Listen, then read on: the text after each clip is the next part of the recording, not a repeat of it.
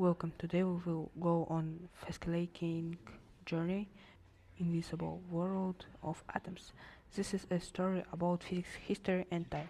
So let's dive right in. Let's start. Our plan for today. First we look at the history of time. Then we look inside the nucleus, learn about radiation, understand half-life, do some easy match, and finally find the age of ancient objects. Section 1. The mystery of time, unlocking history without science. Section 1. The mystery of time. Image you are an archaeologist and you find an ancient object. How do you its age? These historical treasures don't have a production date written on them. Think of the famous golden man, Outnada artifact. Looking at his gold armor cannot tell us his age. We must look deeper. We must look at the atoms inside the artifact. Which brings us to section 2, inside the unstable nucleus. Inside the unstable nucleus, the nucleus is not boring, quiet bow. It is very basic place. Inside there are protons and neutrons. Protons have a positive charge and neutrons help keep to peace. Because he is a central conflict, there is a big fight inside the nucleus. Protons try to push each other away because of electrostatic repulsion. At the same time, the strong nuclear force tries to hold them together. It is constant tug of war. So who actually wins this microscopic battle? When atom gets big and have many protons and nuclear grows, the strong nuclear force only work at very short distance. Eventually, the pushing force wins. And radioactive every element heavier than bismuth. Atomic number greater than 1883 is radioactive, like uranium and plutonium. Section 3. Radiation and nuclear decay seeking stability. Radiation and nuclear decay, atoms want to be stable. If you wake graph neutrons and protons, stable atoms sit in safe central zone. Unstable atoms must throw all radiation like alpha, beta or gamma to change and move into the safe zone. But don't get the wrong idea. Isn't random chaos. This is not chaos. The universe follows strict rules. Nuclear decay, the total number of particles, the total electric charge, and the total energy always stay the same. Everything balances perfectly. Moving on to section 4, the concept of half-life.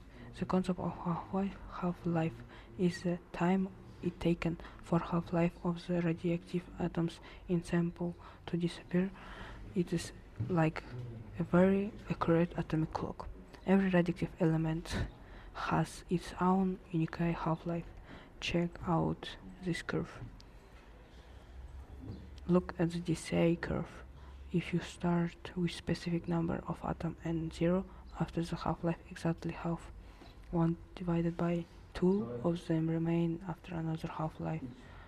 It drops to a quarter. 1 divided by 4, then an eighth. 1 divided by 8. This forms predictable line going down.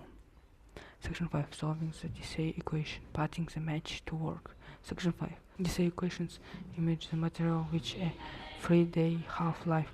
We want to know when 93 pound 75% of it decay. First, if 93 pound 93 pound 75% is gone, 6 pound 25 is left. Second, 6 pound 25% is exactly 1 divided by 16 as a fraction. How many times do you divide 1 in half to get 1 divided by 16? That is 4 half-lives.